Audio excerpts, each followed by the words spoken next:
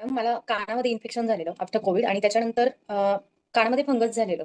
तर ते जेव्हा झालं ना, तर तेव्हा मला डॉक्टरांनी सांगितलेलं, की तुला लेफ्ट पाल्सी म्हणजे चेहऱ्याचा लेफ्ट साइड पॅरालिसिस होतो त्याच्यामध्ये. तो इतका त्रास होत होता भयानक ना, तेव्हा लक्षात नाही आलं. पण मला आहे ना सगळेजण म्हणायचे, माझ्या बहिणीचं लग्न होतं तेव्हा सगळे मला म्हणायचे, "दीदी तुझी एक बाजू आहे ना कललेली दिसते." जेव्हा सगळे फोटोज ऑब्झर्व्ह केले ना, तेव्हा लिटरली एक बाजू पूर्ण तिरकी झाली होती. पण आता जे फेशियल एक्सरसाइज जे करते ना, किंचित होतच माझ्यामध्ये. हं. कारण आहे ना बरेच बरेच जण मला म्हणायचे, "कल्पना थोडी अजूनही किंचित बाजू आहे." आणि त्याच्यासाठी मी प्रचंड स्टेरॉइड खाल्ले होते. यावेळी मी इतकं छान शिकली ना, की इतरांवर पण प्रेम केलं आणि इतकं मन लावून सगळं छान मसाज केला.